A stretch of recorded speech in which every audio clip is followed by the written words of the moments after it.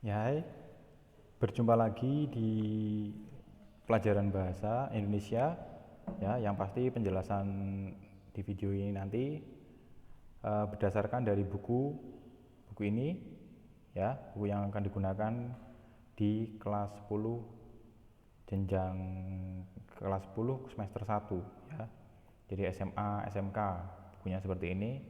Nah, pada kesempatan ini secara khusus nanti kita akan membahas tentang teks eksposisi, ya.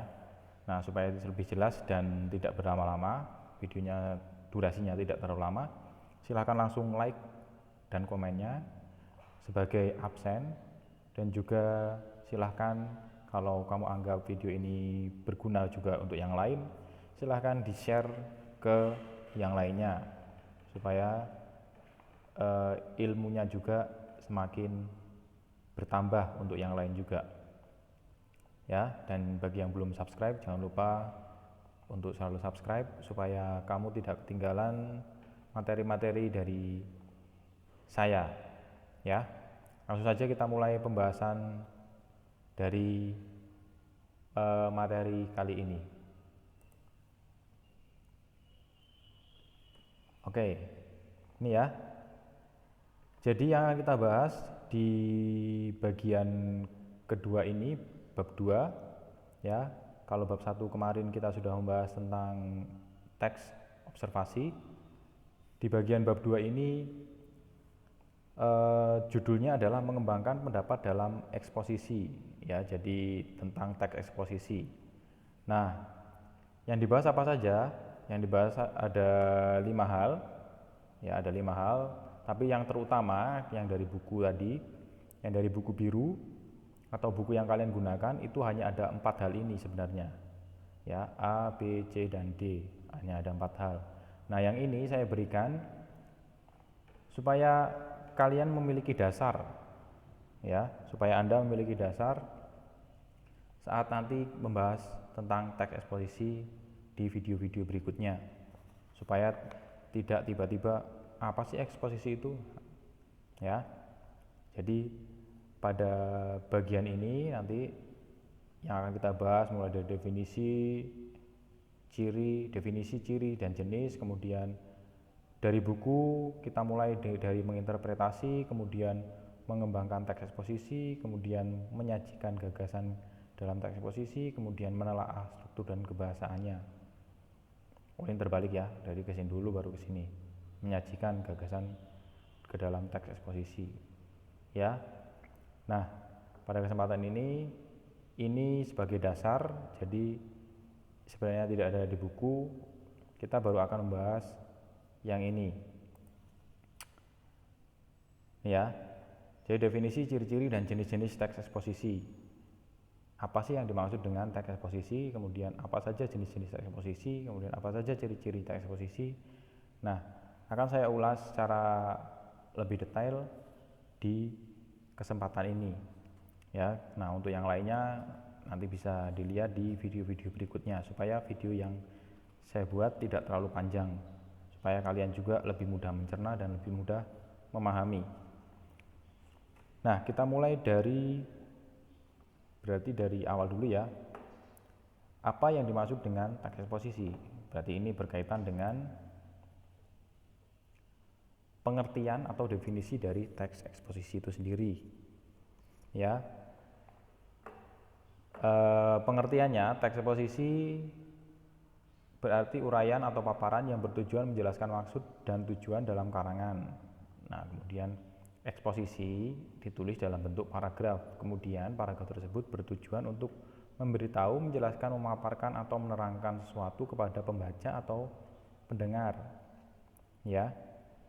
Jelas kalau dilihat dari pengertiannya, ya, seharusnya Anda sendiri sudah bisa menyimpulkan bahwa teks eksposisi merupakan teks yang sifatnya informatif atau memberikan informasi kepada orang lain atau banyak orang, baik yang mendengarkan maupun yang membaca, ya.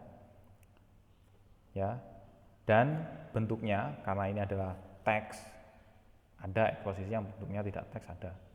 Ya, kalimat eksposisi itu berarti hanya satu kalimat yang memaparkan, tapi ini bentuknya teks, berarti dia memaparkan secara lebih jelas, secara lebih rinci.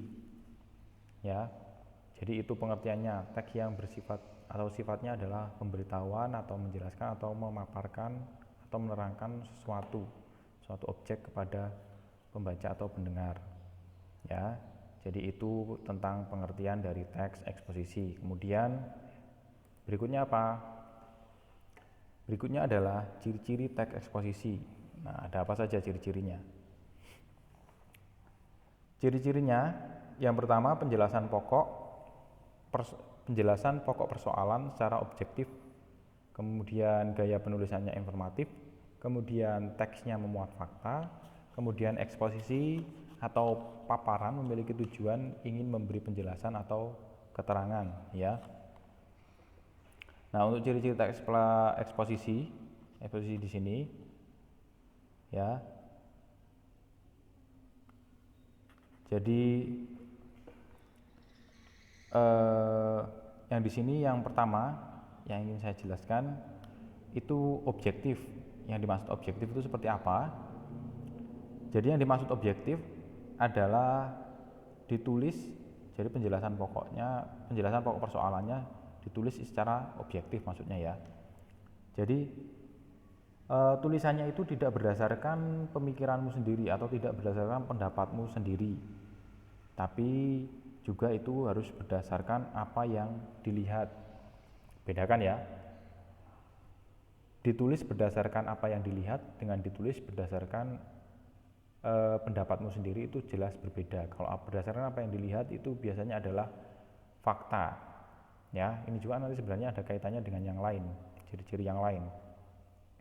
Ya, jadi tidak asal tulis, tidak kamu melihat kejadian sekilas, kemudian yang ditulis sangat panjang dan ditambah-tambahkan. Nah, itu tidak menjadi objektif. Ya, jadi itu hanya berdasarkan pemikiranmu sendiri, hanya berdasarkan apa yang ingin kamu tuliskan. Ya, jadi itu bukan teks eksposisi kalau tulisannya seperti itu. Kemudian ini berdasarkan tadi pengertiannya, gaya penulisannya adalah informatif. Jadi sifatnya memberikan informasi kepada pembaca atau pendengarnya. Jadi gaya penulisannya ya informatif. Nah, ini teks memuat fakta. Ini kaitannya dengan objektif tadi ya, fakta. Nah, teks yang ditulis harus memuat tentang fakta. Jadi tidak bisa kamu sembarangan. Oh, teks ini kurang panjang. Teks yang saya tulis ini saya mau membuat teks eksposisi, tapi teks yang saya tulis ini kurang panjang. Akhirnya kamu tambah-tambahkan. Itu tidak bisa. Jadi harus berdasarkan fakta. Nah, fakta itu seperti apa? Fakta itu biasanya, tulisan yang bersifat fakta itu biasanya ditulis dengan menggunakan data, berdasarkan data. Jadi ada datanya. Misalnya saja Hari Kemerdekaan Republik Indonesia diperingati pada tanggal 17 Agustus. Nah, itu ada datanya. Datanya apa? Datanya berupa angka 17 Agustus. Ya sudah, berarti tidak bisa orang mengubahnya lagi. Nah, yang kedua, fakta itu juga bisa ditulis jika fakta itu sudah diakui kebenarannya oleh banyak orang atau oleh semua orang bahkan ya. Jadi tidak hanya beberapa orang saja, tidak hanya beberapa grup saja, tapi semua orang itu mengakui kebenarannya. Misalnya aja seperti apa? Misalnya saja matahari terbit dari timur dan terbenam di barat. Itu tidak ada datanya, tapi itu fakta. Dan semua orang setuju tentang itu. Tidak ada orang yang tidak setuju. Oh, di tempat saya enggak kok, mataharinya terbitnya dari selatan, tenggelamnya baru di barat. Oh, tidak bisa. Semua orang sudah setuju itu. Di negara manapun setuju tentang itu. Ya. Jadi Itu yang dimaksud dengan fakta, harus berdasarkan data dan juga harus diakui oleh semua orang. Kemudian yang berikutnya, ciri eksposisi yang berikutnya, eksposisi atau paparan memiliki tujuan ingin memberi penjelasan, ya, ingin memberi penjelasan atau keterangan. Jadi sifatnya hanya memberi penjelasan atau keterangan tentang objek yang ingin disampaikan tadi, yang ingin dijelaskan tadi, ya. Jadi sifatnya hanya memberitahukan, kemudian ya sudah, setelah memberitahukan tidak ditambah-tambah yang lain, ya. Jadi itu untuk ciri-cirinya, ada 4 ciri yang harus kalian ingat, ya, supaya nanti dalam penulisan teks eksposisi juga tidak, kalau dalam bahasa Jawa, tidak ngalor ngidul, jadi tidak sembarangan, tidak salah-salah. Nah, kemudian kita masuk ke jenis-jenisnya. Jadi untuk jenis-jenis teks eksposisi itu lumayan ada banyak. Nanti ini juga sebenarnya bisa kamu lihat sendiri di internet, ini hanya sebagai pengetahuan saja. Kita tidak akan bahas semuanya nanti di pelajaran atau di buku yang kita gunakan. Kita tidak semuanya membahas. Ini hanya sebagai pengetahuan saja. Yang pertama adalah eksposisi definisi. Eksposisi definisi itu isinya tentang penjelasan makna suatu kata atau frasa, ya. Jadi ini ya sifatnya hanya menjelaskan. Nah, contohnya menjelaskan tentang arti kata paragraf, ya. Berarti nanti di dalamnya kita tentu akan menuliskan menggunakan kata pendefinisi seperti adalah, yaitu, yakni, ialah, dan seterusnya. Contohnya ya, contohnya saja di sini tadi saya mencontohkan tentang penjelasan kata paragraf. Jadi misalnya paragraf adalah atau merupakan atau ialah. Nah, di situ kemudian nanti baru penjelasannya. Jadi harus melewati kata pendefinisi, ya. Paragraf adalah satuan bahasa yang ditulis berdasarkan susunan kalimat-kalimat kompleks misalnya, seperti itu ya. Jadi ada kata pendefinisinya. Kemudian eksposisi identifikasi. Eksposisi identifikasi itu apa? Eksposisi identifikasi itu berarti berusaha menyebutkan ciri-ciri atau unsur-unsur mengenai suatu objek. Nah, ini contohnya saja, misalnya teksnya itu tentang teks eksposisi tentang identifikasi dari jahe misalnya, ya. Nah, yang identifikasi berarti lebih ke identitasnya, ya. Jahe itu identitasnya seperti apa sih? Bisa saja kamu menjelaskan rasanya yang pedas, misalnya saja bentuknya yang berruas-ruas dan sebagainya.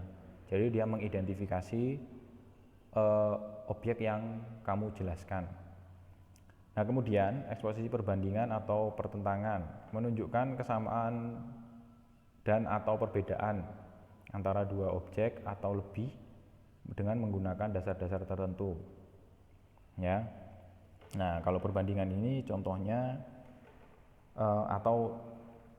ini lagi ya dari penjelasannya, ya. Berarti kalau dilihat dari penjelasannya, tentu nanti dalam teks eksposisi yang perbandingan ini akan ada dua objek yang dijelaskan untuk dibandingkan, jelas ya. Tidak hanya satu objek. Nah, kemudian contohnya bagaimana? Contohnya misalnya saja menjelaskan tentang perbandingan antara buah pisang raja dengan pisang Ambon misalnya, ya. Jadi ya tentu nanti juga akan memasukkan unsur identifikasi, ada jelas. Definisi mungkin bisa dimasukkan juga. Jadi mungkin yang perbandingan ini utamanya adalah pembahasan atau yang dibahas dalam teks itu akan ada dua atau lebih objek yang dibahas, ya. Kalau yang tadi hanya satu, ini dua, tapi ini juga bisa memasukkan unsur eksposisi yang lain. Ya, jadi itu untuk perbandingan. Kemudian untuk eksposisi ilustrasi. Eksposisi ilustrasi mengadakan gambaran atau penjelasan yang khusus dan konkret terhadap suatu prinsip yang bersifat umum. Ya. Nah, ini contohnya saja teksnya itu menceritakan tentang perkembangan suatu kota, misalnya saja perkembangan Kota Tegal dari zaman 1945 sampai tahun 2020 ini misalnya. Ya, jadi memberikan ilustrasi, oh di tahun 1945 itu ternyata Tegal masih rawa. Saya punya ilustrasi. Jadi orang ketika mendengar itu, oh rawa seperti ini. Kemudian bisa berkembang seperti ini, punya gambaran. Jadi orang yang diceritakan, orang yang membaca akhirnya punya gambaran. Kemudian eksposisi klasifikasi. Kalau klasifikasi berarti pengelompokan. Ya. Pengelompokan. Ini menampilkan pengelompokan sesuai dengan pengalaman manusia. Nah, ini kalau ini sebenarnya contohnya pengelompokan tentang misalnya saja kalimatnya seperti ini ya. Pertandingan itu dikelompokkan menjadi beberapa kelas kejuaraan. Ya, sebenarnya tidak harus ada kata kelompok atau klasifikasinya. Intinya adalah kalimatnya mengelompokkan satu hal dengan hal lain. Itu dikelompok-kelompokkan. Ya. Jadi ini hanya sebagai wawasan saja. Jadi ini nanti tidak semuanya, tapi kalian nanti bisa paham apa saja yang kita bahas di dalam buku biru yang kalian gunakan nanti, ya. Jadi mana yang masuk eksposisi definisi, mana yang masuk identifikasi, mana yang masuk pertentangan, dan seterusnya. Kalian bisa, setidaknya kalian tahu, ya, bisa membedakan. Ya, jadi itu penjelasan untuk kesempatan kali ini. Jadi mulai dari pengertian, mulai dari ciri-ciri dan jenis-jenis. Ya. Jadi kalau ada pertanyaan silakan bertanya di kolom komentar. Kita akan berdiskusi di kolom komentar. Ya. Jadi seperti itu. Nah, sekian dulu penjelasan kali ini. Ya. Mulai dari bagian awal tadi kita sudah melihat apa itu eksposisi, tapi di sini juga saya tidak pernah lelah untuk mengingatkan kita sedang berada dalam masa pandemi. Jadi sebisa mungkin kalian tetap mengikuti protokol kesehatan yang ada, ya. Sudah banyak korban dari kejadian ini, maka mari bersama-sama ikuti anjuran pemerintah, ya. Dengan selalu melihat dan mencermati lingkungan sekitar, juga selalu mengetahui hal-hal penting selama dalam masa pandemi. Ya. Hal pentingnya apa? Yang pertama, sering-seringlah cuci tangan pakai sabun. Kemudian tetap tinggal di rumah. Kemudian jaga jarak dan hindari kerumunan. Jadi nggak usahlah kamu kalau ada acara apa di alun-alun atau di mana, sudah tetap tinggal di rumah. Itu hal yang tidak penting, ya, dan tidak juga menguntungkan kamu kalau kamu datang. Kemudian yang keempat, tidak berjabat tangan jika bertemu orang lain. Jadi mungkin cukup dengan mengatupkan tangan saja. Kemudian pakai masker bila sakit atau harus berada di tempat umum. Ya, intinya jika kamu keluar rumah selalu pakai atau gunakan masker. Ya, saat ini orang yang terpapar setiap harinya tembus sampai 4.000-an. Jadi mari kita bersama-sama jaga diri kita, keluarga dan orang lain. Ya. Benar-benar kalau kamu ingin keluar rumahlah jika itu sangat mendesak dan sangat penting. Dan kalau memang harus keluar rumah, pakailah masker selalu. Ya. Jadi Jangan kalian abai dengan masalah ini, karena ini bukan masalah yang sepele. Taruhannya adalah nyawa. Jadi jika kalian bisa menjaga diri kalian sendiri, semoga nanti juga akan bisa menjaga yang lainnya, ya. Mari kita saling jaga, mari kita saling dukung, dan juga mari kita lawan corona bersama-sama, ya. Itu saja, semoga berguna untuk kalian semua. Terima kasih. Jangan lupa pakai masker.